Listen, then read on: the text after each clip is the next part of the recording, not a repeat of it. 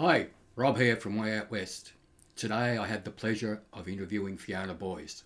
Well, when I say interview, it was more a chat with a dear friend. We covered the full gamut of Fiona's incredible career, and there are some hilarious road stories. Because we are such old friends and Fiona had so many great stories to tell, this video is a long one. You may wish to watch it in two sessions. Fiona and her band will be at Way Out West, Sunday the 4th of August from 2 p.m. You can book now at www.wowrootsmusic.com or buy a ticket at the door. Please hit the like and subscribe button. And as always, rock on, my friends.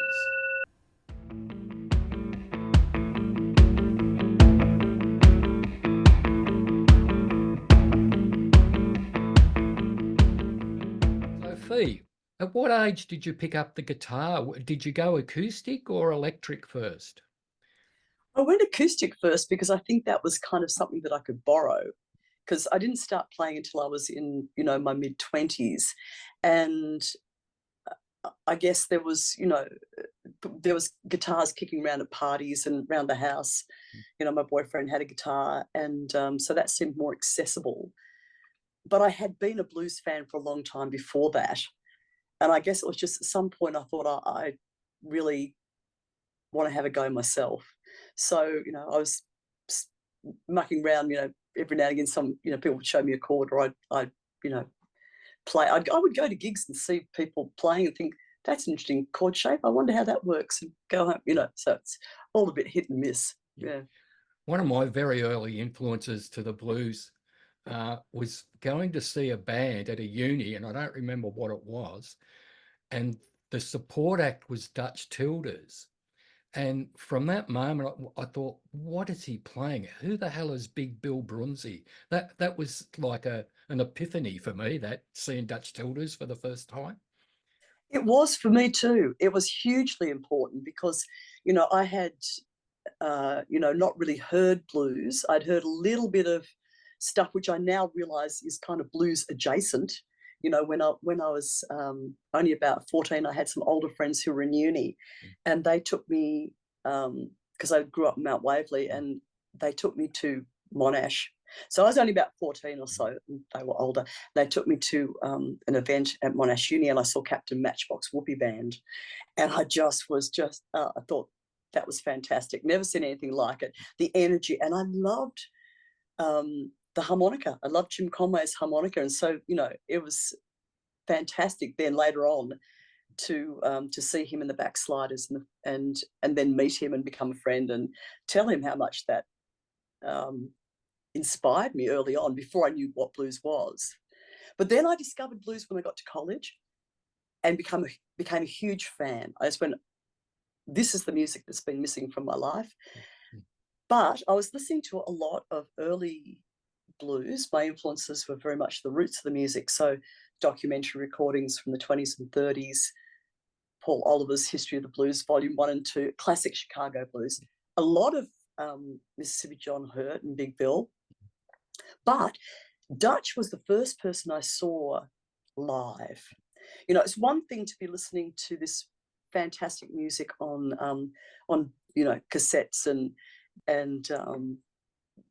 whatever, but to actually see a live musician in a little club up close. I think someone took me to see Dutch the first time at the Outpost Inn. There was a little venue in the city, and I remember seeing him there, and we were really quite close, like only a matter of a meter or so away. And Dutch was really at the height of his powers, and he played Big Bill stuff to a T, as well as his own material, with such mastery. And I remember thinking, wow, if you could only do that, how fantastic is that? And I think that's also, as much as the music is wonderful, that's something about the power of live music and seeing a live musician, because the essence of live performance is, there's no safety nets, and you're always, as a performer, this too. You're only a heartbeat away from potential disaster or potential triumph, and that is the joy, and you bring the audience with you, and I think that's why blues and roots music is the sort of music that is so good at building community too. Exactly right. Now, you mentioned Mount Waverley, but even better, I think you have a strong connection to Williamstown as well. Yes, yes. I did live for a little while in West Footscray, although I looked across the road because it was the postcode across the road was actually Yarraville, which is where my mother grew up and my mother's people were. And then my father grew up in Williamstown. So hugely fond memories of going to visit and spending a lot of holidays and time. You know, Dad was in the Willie Sea Scouts. I still can't visit without driving along the waterfront, you know, front and back. Yeah, and I learned to swim at the with my gran at the saltwater pool. Yeah, that was it. I have bad memories of that saltwater pool. We used to be taken down, Woolly Primary School. They'd take us down in the middle of winter and throw you in. I'm still freezing from that. But they used to do the same thing. We had baths at where I grew up in Mount Waverley, and they chuck you in. But see, that's the thing. Back in the day, you know, I think my parents would have loved to have settled and had a family in the West. But in those days, you couldn't get a housing loan unless you got a new house. And so, you know, they, you know, had to go out to the new A.V. Jennings estate in Mount Waverley to be able to get a housing loan and get a house. But, you know, the pilgrimages back to Williamstown and Yarraville were often, and I used to love it because as kids it was so exciting because you take the car ferry. Yeah, that's take right. The punt. Yeah, the punt. Oh, little kids love the punt. It was great. Now, with your guitar playing is incredible, but your songwriting is second to none. What's the process for you with regards to songwriting? No, the songwriting process is really interesting to me because for me it's very intuitive and it's very kind of open-ended. Unlike a lot of songwriters who tend to have a process where they always start and they tend to write the same way. And I didn't really think about this until I was invited to teach songwriting at an American, you know, summer teaching camp for the blues in West Virginia. And I only said yes to get the gig. And then I went, now I've actually got to think about it. And it was really fascinating because I did craft a week-long course about songwriting, and the students wrote songs. And in fact, one of the people in that course, one of my students, wrote a song which I then covered because I thought it was so good. We were talking about answer songs, and one of the guys, Dan Grove, had written an answer song to Sippy Wallace's Women Be Wise called Guys Be Wise. And I thought it was so good, I asked his permission to record that song, and I still play it quite often at gigs. But to get back to your question about my process is, you know, for me, inspiration comes from all different places. Sometimes it's from a turn of phrase. You know, I loved it when my husband woke up, Steve, the preacher, woke up and complained of feeling old and stiff, because that was just a perfect barrel house line and led to the song Old and Stiff. Ain't nothing wrong with a man who's old and stiff. Perfect. Other songs that have come from it, I find particularly barrel house tunes are inspired by turns of phrase. Drink to Your Health, Until I Ruin My Own, you know, those kind of songs. So sometimes it's a catchy lyric, sometimes it's exploring a new instrument. So for me, particularly the cigar boxes have been really inspirational because they're so unlike playing guitar, because you suddenly only have 3 strings and 2 notes, and you have to find other ways to explore the music. So sometimes from the music, or a new riff, or a new key, new instrument, or the lyrics. And sometimes you get a song which I call a gift from the universe, which is just a song that almost writes itself. And, you know, I've often told this story, but for me, the most profound version of that is a song on my first American album, Lucky 13 called Stranger in Your Eyes. And that was about a very painful breakup where I think everyone can relate to a situation, whether it's even if you've been lucky in love, sometime you've had an experience where you've been disappointed by someone that you know or love, and you look at them and think, oh, who are you? What happened there? And I was very hurt, but I had that came into my mind, and I wrote down on a piece of paper, "I see a stranger in your eyes," and although every singer-songwriter seems to have tragic songs about love gone wrong, because everybody, I don't know why, it's like write about what you know or what you're passionate about, so obviously deep feelings like that do often trigger songs, and there's a lot of songwriters have songs like that. Well, for me, I couldn't have possibly explored those feelings because they were so raw. And I remember putting that piece of paper, I guess with a title on it, in a drawer and forgetting about it. But then many years later, and I'm thinking 6, 7 years later, I got up one morning, picked up my guitar, and I played the song, and it just came out exactly how I recorded it, pretty much, with the same arrangement, the same lyrics, the same chords. And so I can't really explain how I wrote that song, only that it was written in my subconscious. So yes, every now and again you just get a gift song that just happens. Now you've played with some incredible people over in the States, and one I want to talk about is the legendary Hubert Sumlin. Can you tell people what his pedigree is, and have you got any little funny anecdotes about that great man? Oh, Hubert, not only being a hugely influential and seminal guitar player, and I think it's funny because he's not a shredder.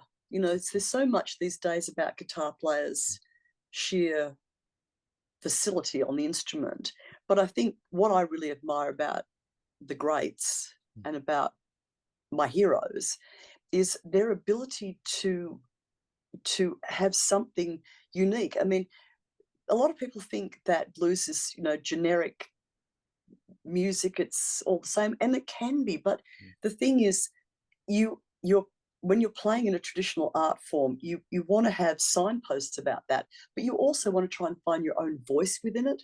So you get people like Bo Diddley and John Lee Hooker that you that sounds like them, and Hubert's like that. It didn't matter what guitar he played. There's this, you'd get nothing for a bit, and then a flurry, and this stinging guitar tone, and something really quite quirky, and you'd think, what the, and that's unmistakably Hubert. And he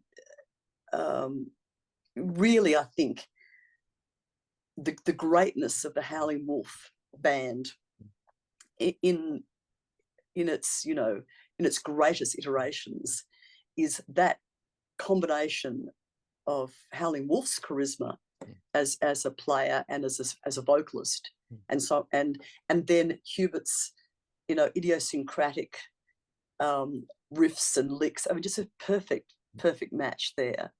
And in many ways, his approach to playing fills and single string solos was really innovative, and so people like Eric Clapton and Keith Richards, a lot of these people that are now considered the gun slingers, credit Hubert Sumlin as being one of their primary influences. So not only is he an incredible guitarist and holds a place in history for what he did with Wolf and later with other collaborators, but just a gorgeous person, a real gentleman, a gentleman. It's funny, every now and again you'd see him arc up, but mostly he just was very sweet-natured, and he had an incredible gift. And many people I've spoken to who even only met Hubert briefly backstage or in a green room say the same thing, that when he listened to you, it's like he had the gift of giving you his full attention. Mm. When he smiled at you, you really felt smiled at. Mm. You know, it. A gorgeous guy. I often, you know, still sometimes dream of Hubert. I don't know. He just, so obviously in my subconscious, he holds that kind of archetype of like a kindly grandfather mentor. Yeah. I don't know, to me. But yeah, he was funny and he was cheeky as well. And for me, one of, you know, when people talk about highlights of your career, you know, oh yes, I got to play at the Chicago Blues Festival, I got to play this and I got to do that.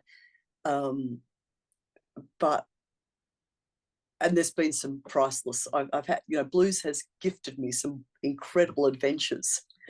But one of the peak experiences for me was going to spend a weekend with Hubert in his home in Milwaukee with my dear friend Suzanne Holmes. And the three of us just kicked about and we jammed.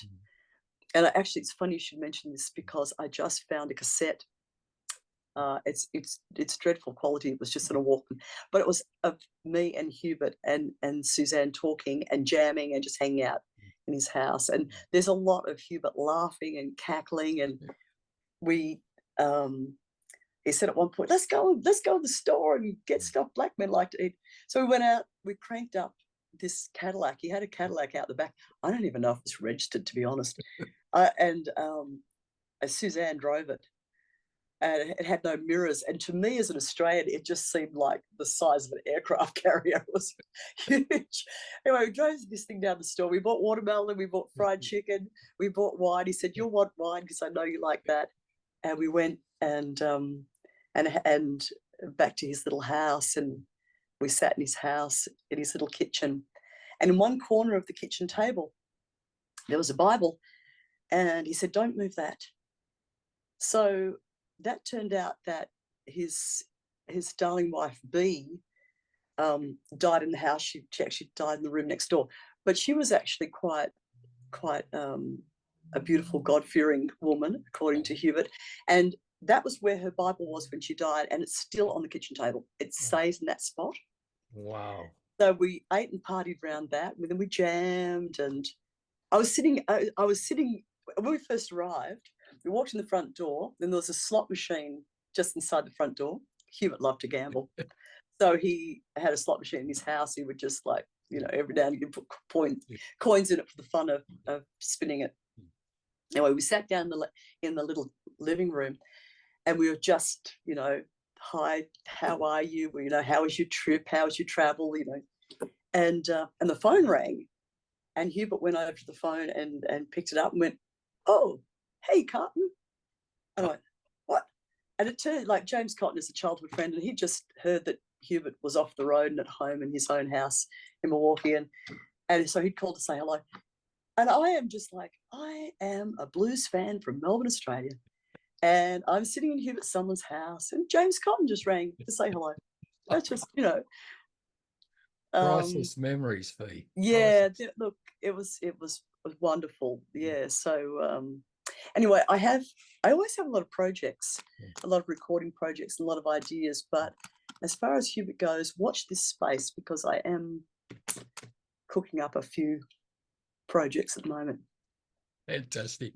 Hey, another guy that not a guitarist, but Pine Top Perkins. He's another man that you've a legend that you've had some great times with. Yes. The last time I actually went out with Pine Top. Probably about one of the last times I saw him, because, you know, he passed away just shy of his 98th birthday. He recorded a track on my Blues Woman album when he was 96, and he did try and chat me up. You know, the preacher had to talk to him. He said, "I'd like to take you home." And anyway, and the preacher goes, I'm here.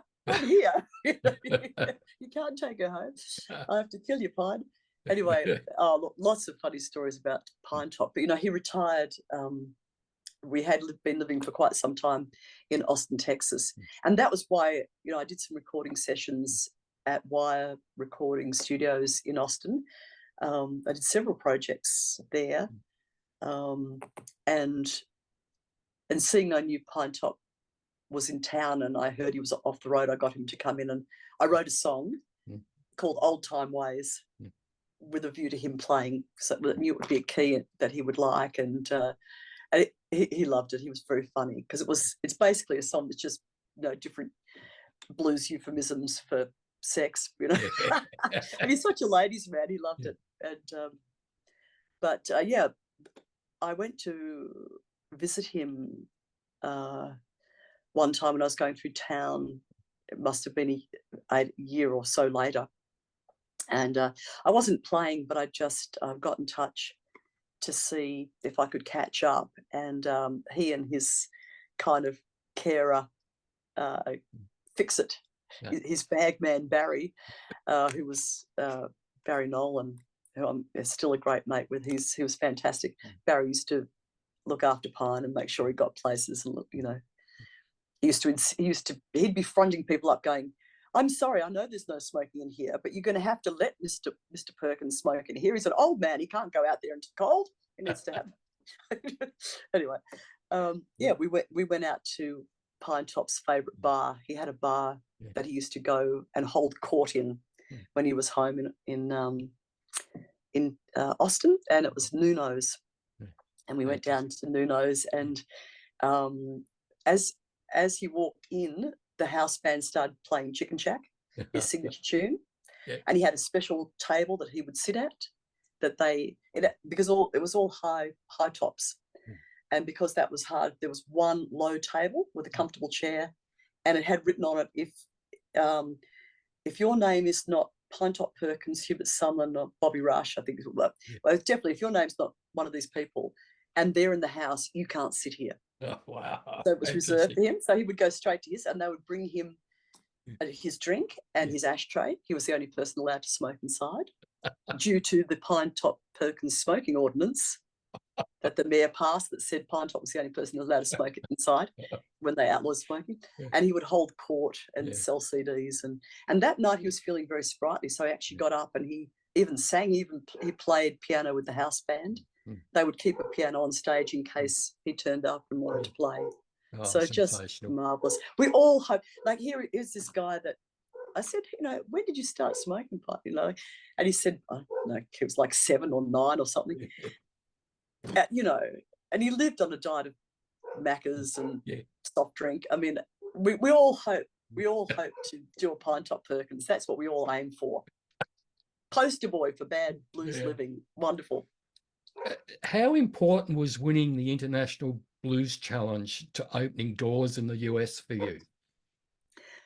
It was a huge turning point for me. It was incredibly pivotal. I mean, the funny thing is that the most nerve-wracking thing for me was actually competing in the local playoffs here in Melbourne. You know, I came to playing guitar in my late 20s, so I was playing my first gigs at 28, 29. I was well aware that I was well behind the 8 ball compared to my male peers, you know, because most of the guys have been playing in their garages since they were teenagers or younger. But I loved the music so much, and I was very aware that I was having to keep playing gigs within my limitations, and my aim was just to improve my musicianship and get better. But, you know, I had a lot of backhanded comments from punters, and, you know, I remember playing my first solo and actually getting off stage and going straight to the bar to settle my nerves, and being told by a guy at the bar that I sang pretty good, but I should put the guitar down. You know, so yeah, I realised, you know, one of my survival instincts as a player was to not put myself into positions of competition, and to really try and block out any backhanded compliments or you know, plays okay for a chick, you know, kind of, because, you know, there were no other women playing guitar in the Melbourne blues scene. There were very few women players, very few instrumentalists. And in the end, you know, when we formed the Mojos, we kind of had dibs on most of them.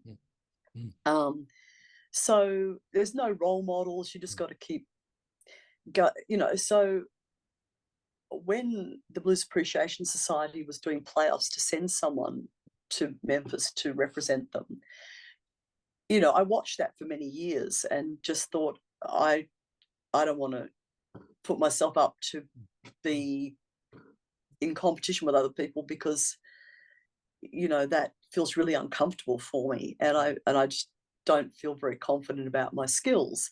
And it was really, you know, my husband Steve who really got in my ear. I mean, he's been a wonderful support to me and very encouraging, and a lot of, looking back on, you know, we've been together for 22 years or whatever now, and I can see different critical points in my musical development where he's gone, you could do that, why don't you? Well, yeah, you know, and his encouragement has actually pushed me to, along with some mentors, musical mentors as well, but there's been moments that have pushed me to explore more, which have been fantastic. So playing in front of my Melbourne peers scared the hell out of me, because they've watched me from my baby steps on guitar, and I still feel, you know, there's people who will go, oh yeah, Fiona, I know Fiona Boyes, I saw her years ago, I know what she does. And you think, but I've been really working hard since then. Because for me, you know, any musician that's thinking about what they do, it's an endless journey of exploration. There's so much more to learn. This is the wonderful thing. So having miraculously won the Melbourne playoffs, I go to Memphis, and it's I've never been to the States before.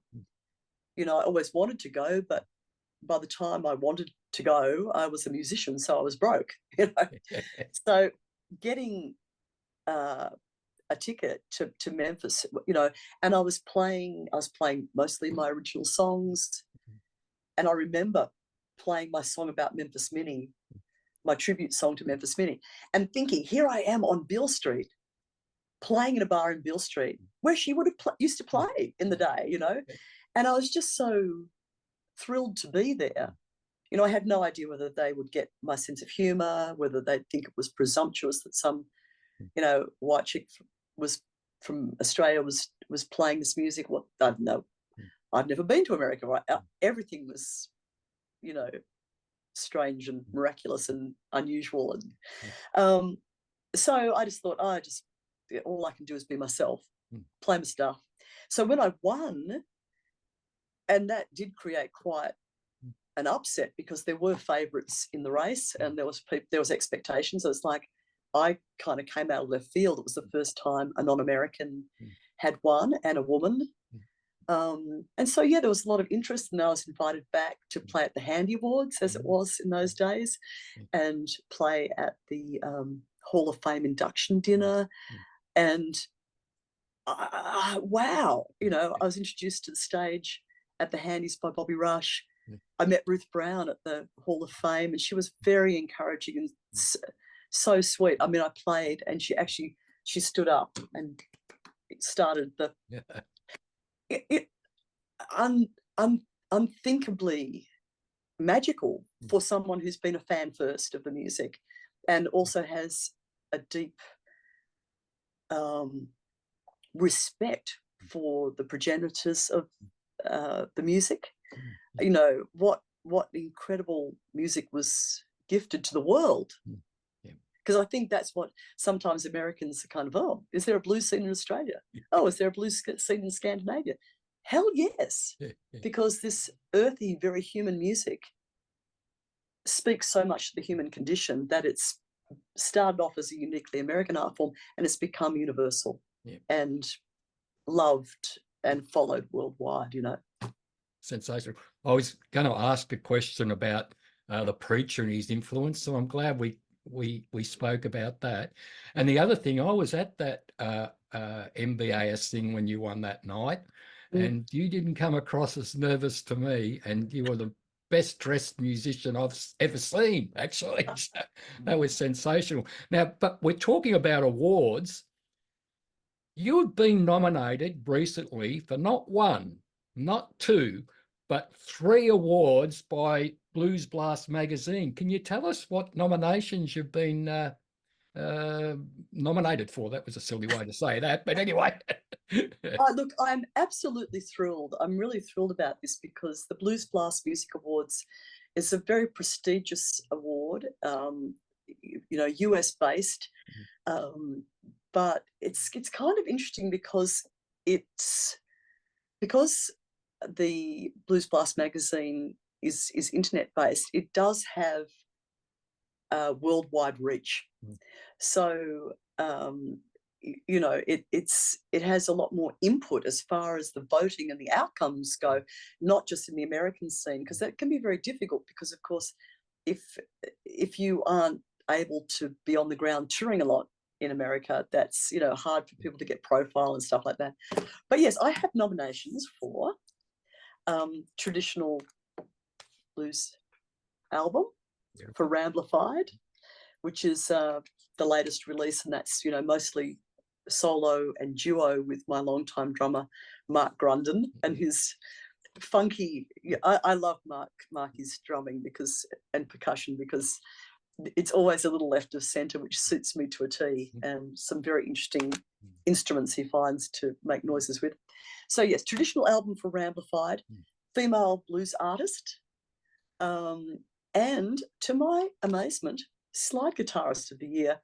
And that's particularly thrilling for me because, often in award systems, you often find that if you look down, the list of nominees, you're outside of the categories that are specifically for women, which will be, female artist of the year, or, what if it's a female category, well, that's where the women are. But often in amongst the other nominations, including open categories like albums, but particularly for instrumentalists, it's hugely male dominated. It's like, so last year, Laura Chavez, the wonderful guitarist, she first came to my attention playing with the late great Candy Kane in the States. She's a gun guitarist, and she's been playing on a lot of albums recently for Kid Anderson's Greaseland and Little Village, those kind of West Coast American labels. But she won Guitar Player last year for Blues Blast, and she's nominated again this year for Electric Guitarist. And I was thrilled to bits because it's rare. It's rare. So I got a nomination for slide guitar, and this is the person that 10 years ago didn't play slide at all, in the same category with Derek Trucks, wow. and Sonny Landreth. Which, and I've got to say again that most of my slide playing is confined to cigar boxes, and a lot of people play cigar boxes with a thrashy, put it through a lot of pedals, take no prisoners. But I've actually found it fascinating to try and work out a wider palette of ways of playing that, and I've really enjoyed the slide journey on that. And I think again, coming back to that idea of when you play traditional music, you want to be playing within the style, you want to be playing within the genre, but finding your own voice within it. I think I've, kind of, with my guitar playing and my slide playing, no matter how much I try and sound like someone else, I end up sounding like me. And I now realize that that's actually a really lovely thing. It is a good thing. I'll put a link to the Blues Blast magazine down below when we edit it. I just wanted to jump back to Bobby Rush for a second. Now, there's another ladies' man. He seems to like his ladies with big booties. Bobby Rush is fantastic. I've seen him several times, mostly at the Blues Music Awards, and what a performer, and again, a lovely guy, a really hard working. You know, he came up through the Chitlin circuit, Mm. and really interesting to see how, you know, his traditional act where he has his dancers. Yes. And, you know, he has his dancers and they are very well developed, Yes. shapely women who really know how to shake all their bits. And it's kind of was weird. The first time I saw him do that show, it must have been at the Blues Music Awards in Memphis, which is a hell of a party, you know. I've been really lucky to get 8 nominations over the years at the BMAs, and that's, you know, like the Grammys of the blues, so incredible party to be invited to. But it was like some of the audience, some of the, you know, predominantly white audience were a little bit kind of you know, shock value. They were really kind of taken aback. But you know what, that, like, I think they kind of thought, oh, that's a bit sexist or a bit something, but it's actually hugely within the tradition. I mean, that is a Chitlin Circuit show. And you know, there's, you know, always been you know, a lot of sex, a lot of innuendo, and it's hugely entertaining. And he's just fabulous. I mean, it's funny because, you know, some of his pattern stuff, you know, I've been lucky enough to play in some of the traditional old style black juke joints. And along with Red's, of course, Red's juke joint. You know, sadly, we lost Red, you know, only last Christmas. Was it last Christmas? The Christmas before? It's, these places are iconic in the blues world. And so, yeah, I played Red's juke joint in Clarksdale, Mississippi. But the other one, which was fantastic, was Teddy's juke joint in Zachary, Louisiana. And that was a trip. And so Teddy is a DJ. So, you know, you play at one end and he's got his DJ booth at the other end. And in the breaks, he spins discs, and it's and does patter over it, and all the patter was kind of like that. It was fabulous, fabulous stuff. You mentioned Red, and I had a question about Red in Clarksdale. You know, being an institution, I've been there twice, had a ball. Can you tell us a bit about Red? Because I don't think he's a man that you would want to cross. The preacher, this was actually at a dinner party. I just am so sad that I was not there. He was at a dinner party in Clarksdale with Red and Morgan Freeman, talking about their upbringing in Clarksdale. And apparently, this is how the story goes from the preacher. You know, Morgan Freeman said to Red, didn't you shoot that guy? And Red goes, oh, I shot him twice. I shot him once to get his attention and once to make him listen. You know? So look, I gathered that Red, you know, had been tough. And I mean, he had another, from what I gather, he had another ran a juke out more in the fields that was back in the day, which was probably rougher. But, you know, he cultivated that gruff, don't mess with me persona. And, you know, I frankly was very respectful / slightly intimidated by Red. So, you know, when I wrote a song of tribute to him, which is the Party at Red's, which uses some of his phrases, you know, the opening lyric is, you know, back by the river, fronted by the grave, which is one of his sayings about the position of the club, which was true, with the Sunplow River behind and at the cemetery kitty corner from the club. But yeah, when I actually demoed the song before I recorded it, and I sent it to Roger Stolley at Cathead, and tried to get someone to facilitate sending a demo to Red, because I wanted him to kind of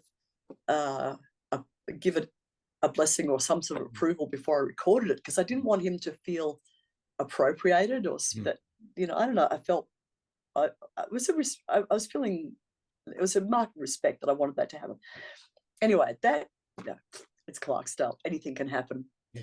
Anything and nothing can happen in Clarksdale, which is the magic. Yeah. So that didn't happen. So I ended up recording the song, and the next time I was visiting, so that probably was, I know the album came out late one year, and that maybe in, you know, November or something, and then by sort of May or something the next year, I was in Clarksdale. I went with a copy of the album and fronted Red up and with the copy and said, "I'm, you know, Mr. Payton, sir, I wrote a song. It's on this album. I really hope you like it. It's great to be back, you know."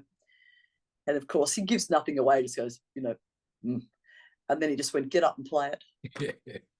Go and get up and play it." You know, I was like, you know, I haven't got a guitar. It's like, Muleman Massey's playing. Muleman don't mind. Go and get it. Just like, ugh.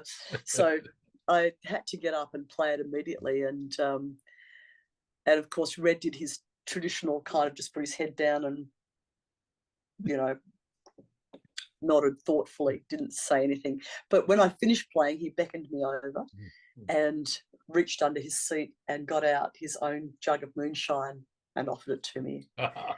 And then the next time I got to play, I was there. It was actually the following year. I was there in June, which is my birthday, and so he offered me a gig. So I did a party at Red's for my birthday. Fantastic. I had a gig there, and okay, I'm going to walk away for a minute, but I'll be back. It's funny because I was just tidying up some things. Okay. And here we are. You can see me now. Well dressed. Oh, Reds. yes. Signed by Red. Oh, wow. It's signed by Red. Yeah. I didn't even ask him. I played that gig on my birthday party, and afterwards he just said in a non-committal way, "Some damn fools don't even know what blues is." And then he went and got a T-shirt and signed it for me and gave it to me. Right. So I mean, this is that Incredible. That is an endorsement I just treasure so much. No bigger accolade than a man giving you a swig of his moonshine. Well, in Clarksdale it is, you know, mind you, as they said, you know, you get homemade booze in brand name bottles. Yeah. You don't know quite what you're getting. I'd love to actually, you know, just put out a call to people to say, send in your stories about going to Reds and compile them, because, you know, whenever I've ever asked people, everyone has a story about being at Reds. I know, you know, Terry Smith, my vice president. I'll tell you I think Terry nearly got killed at Reds. I'll tell you that story when we get together. Not suitable for public consumption. Yeah. And Clarksdale, Mississippi was a very important place during the civil rights movement too. You know, I've read a bit of history about the place. You had the River Inn or whatever, where a lot of the black musicians would come and stay there on their way up to Chicago. Yeah. Last time I was, one of the last times I was in Clarksdale, I went on a walking tour with Robert Birdsong, who's a fantastic. I mean, it's funny, you know, why are people drawn, particularly Australians? A lot of Australians are drawn to Clarksdale, and I think it's because we love characters, and it's a place full of characters. And Robert Birdsong is a local historian and is variously. I think I met him when he was working the bar out at Hobson's commissary, and you know, so he's usually kicking around town, but he's very knowledgeable about the history of town. And he took a group of. We were at the Pinetop Perkins master classes. So I was teaching guitar, and he took the students around the New World district of Clarksdale and told us a lot about the history of that part of town, which is now, you know, a lot of that's in disrepair, although it's kind of, you know, hopefully there's a few places opening up now, and I think with the refurbishment of the New Roxy Theatre and things like that, that's moving into the New World district again. But yeah, that was sort of the black side of town. Yeah. I keep jumping away from my questions, but we drove a lot through the south, and the wrong side of the tracks, you can see it, can't you? You know, one side of the tracks, it's all run down, and then you go over the other side and there's new houses, and you think, you know, it is so relevant, that phrase. It is actually. That reminds me of the very first time I went to the States, and that was for the International Blues Challenge. And one of the things that I really wanted to do, straight after the challenge, we went down to Clarksdale, but on the way down, I was really keen to find Memphis Minnie's grave. Now, these days, there's great guidebooks where you can find that stuff, and you can find stuff on the internet. But this is 2003, before those books were out. So, I mean, I had in the only existing book, there we go, Woman with Guitar, yes. Memphis Minnie. Yeah. Why is there not more scholarship around this woman? Anyway, this is the only sort of extant biography of Minnie, and it said that she was buried in Walls, Mississippi. Well, like some naive Australian that I am, I went, okay, Walls is kind of not that far from Tunica, so it's on the way to Clarksdale. Let's get a hire car and go to Walls and look for her grave. So went to Walls, Mississippi, and I was thinking it would be like an Australian country town. I don't know, like you drive into town and maybe there'd be a service board going, you know, the Lions meet then, and you know, and maybe there'd be a swimming pool and a war memorial. No, anyway, you drive into town, and I don't know, I sort of thought there'd be a cemetery or a church in town. That would be obvious, and it wasn't. So I started asking people, and I asked the local sheriff, I asked someone at the service station, gas station, you know, and nobody knew what the hell I was talking about.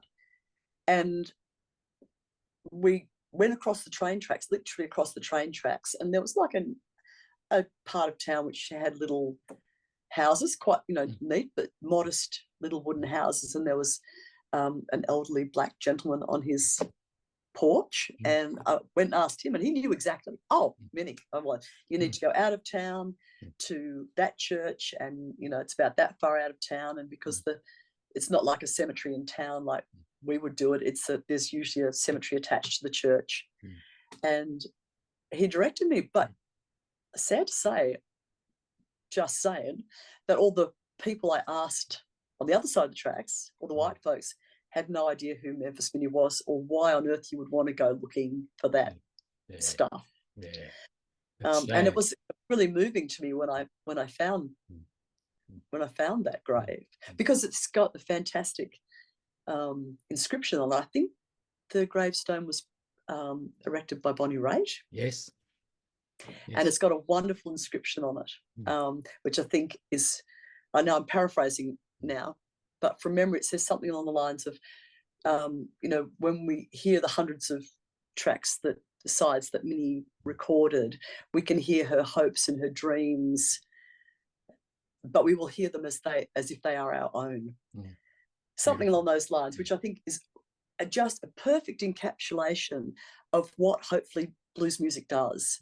That, you know, you can write about something intensely personal, but if you write a great long wordy song about that, it sounded like a singer-songwriter song. But if you can take that feeling and condense it to its essence and use blues language, so it's very, very simple, but it becomes something that takes the personal and makes it universal. So other people can hear that song and go, I had that experience. I know what that feels like, and they can relate to it. Even though if you sit down with a drink afterwards in the bar, you might find out that your experiences are very different, but the essence of it, you've met and you've understood each other and you've related to something. Sensational. It's so that should have been at the songwriting part too. When I see you on stage, Fee, I see someone that's totally immersed in the moment. but you bring the crowd along with that moment too. Is that important to you to get that, that feedback from the crowd? Yes, yeah, it is. And, I always hope to do that. I mean, that to me is really, in many ways, the point. And I think, particularly for blues and roots music, I always try and do my best for an audience. Sometimes there's times where you can be crook or, not in great shape, but it's that doing your best for an audience. And you could be a musician and just play in your bedroom. You could be a gun musician in a studio or whatever. But to me, the role of being immersed in the community and the interaction of playing for people and entertaining them, and for them to be enjoying it. Sometimes there's not a lot of feedback. Sometimes you can have a very polite audience. That's always funny to me when you get people who are used to playing in bars, and then suddenly they have to play for a folk audience, or for a concert audience where you can hear a pin drop and everyone's, oh geez, they can hear everything. They're not drinking and play. But so you do have to adapt your style of performance, like if you're playing for a concert or a showcase, as against playing for a rowdy bar. But I enjoy that whole range of performance modes, and sometimes paradoxically it can be really, the most challenging things can be playing for a very small crowd, because sometimes people can feel a little uncomfortable. There's not the herding instinct to to raise them up. Talk about the upcoming WOW gig on Sunday, August the 4th. You got some gigs coming up titled the Memphis 3, and you're playing Friday, August the 23rd at the Wesley Ann, is it? Tell us about that gig. Okay, well, no, now August the 4th, I'm playing way out west. Yes. I've got the band. Yeah. When's the Wesley Ann gig? I'm saying, oh, yes, that's the 23rd of August. Yeah. Yeah, so I haven't played at the Wesley Ann before, actually, although I know it from my years of living in Northcote, Thornbury. Yeah. And then I had to move to West Preston, but I thought of that as Upper Northcote, really. Look, this is actually a wonderful thing that that Frank Sultana came up with. And of course, he won the International Blues Challenge last year. And over all the years that the International Blues Challenge has been running, we've had 3 Australian winners. And it's, there was me in 20 years ago, and then a couple of years later, Jimmy Hocking, and then Frank won last year. And we just thought, given our small population, Australia's been, batting well above average. And I think we have a very vibrant blues scene. And I think also there's a lot of talented players, and we're all quite different in our approaches to the music. And Frank said, wouldn't it be fun to put the 3 of us together and do a run of shows and actually, play our own stuff, play jam, tell some stories about, tales from the road about Memphis and the experience of being in that. So I'm really looking forward to it, and also I think because we all play so differently, there's a chance to have some really interesting textures in the music. So, for example, Frank will do his swampy stuff. He's got his particular guitars. At different times, Jimmy has, been more of a rocky player, but he's also played mandolin. So we're sort of thinking, okay, we can have mandolin and swampy stuff and electric guitar, slide, cigar box. I'll bring my baritone. So you've got, I think there's some, some wonderful potential there for some really interesting shows. I'm going to try and get to that one. And Jimmy can get a real jazzy feeling to his playing too. Yeah, Yeah, yeah. Yeah. Well, yes, of course. He's he's across a very wide range of styles. And of course, I've been in my Mississippi kind of phase at the moment, but I'm looking forward to doing some finger picking. What I thought I would do is also revisit some of my finger picking from the repertoire that I was playing when I did the International Blues Challenge all those years ago, because I've been thinking of again, projects. I keep having a lot of projects in my head. I've got at least 2 or 3 albums just ready to, I pretty much would love to do another revisit finger picking, old and new. I love that ragtimey tradition stuff. I have an album pretty much written of Rick Astor and the Nightcats style party tunes, which I see with a bigger band. And yes, we'll see. Anyway, should be interesting. Cool. Now, let's talk about our gig at Way Out West, the 4th of August, 2 p.m. start. It's going to be great to have you back in the house. What can we expect on the day, Fee, and who will be in the band? We never know what to expect, and that goes for the band as well. We always like to have some little twist. So I've been pretty busy. So at the moment, all I can reveal is they will have the full band. So we'll have Tim Neal and Marky Grundon and Phil Billy Jenkins on tuba, because he was a hit last time. And we'll be cooking something up. We'll be cooking something. It's always the thing about Way Out West is it's always a party. And we respect and love that. We respect and love that. So, it might, I'm thinking maybe, we might do a bit of it's often good to do some fun storytelling in the first part of the show. And in the second part, it's going to be the dance set. Beautiful. And when you said cooking up something, I might try and cook a big gumbo for us so that we can share. I think I've got it mastered now, so I'll bring down a gumbo. Actually, I have got something in mind, and that is, at the moment, you might have seen I've got gear for sale on my website, because I've been trying to downsize. The preacher and I realised that things have got out of hand, and we've got way too much stuff. Anyway, I found boxes that I have taken from the last 3 or 4 houses. We've moved a lot of relocations, and there was boxes that I had never opened. So in these boxes, I found, this is where I found my Reds t-shirt. Anyway, I have a whole lot of vintage festival t-shirts, gig t-shirts, things that I've souvenired over the years, or I bought, or I was gifted. Some from, quite famous venues in America, Europe, Australian ones. And they're either stuff that I got for the preacher, which was too small for him, or whatever. Anyway, I've got about 20, 25 different vintage t-shirts. And I thought I would bring them along and put them on my merch table. Oh, yeah. Because they're the sort of thing that would be of interest to blues people. Yes. And look, someone in my local op shop is going to go, Zoo Bar, Lincoln, Nebraska? What's that? Man, do you not know this is an iconic venue? You should. Anyway, so I think I'm going to bring them along and just sell them for a nominal price, and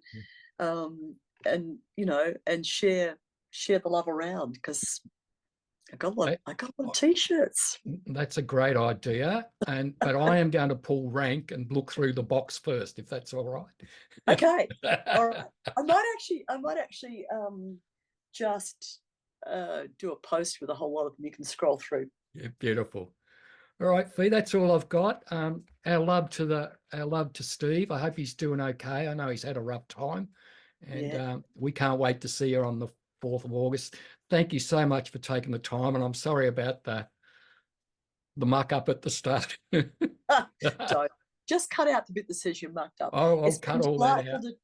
Delightful to chat with you. Oh, and you realise that our Way Out West gig is, I'm going to call it the International Blues Day party. It's officially International Blues Day falls on Saturday. But seeing Way Out West as a Sunday gig, it's International Blues Day. Sounds like, and we're going to have a party. That's a plan. Thanks, Yeah. Fee. All the best, and we'll see you shortly. Cheers, mate. Bye Thanks for for. now. Bye. Okay. Bye. Bye.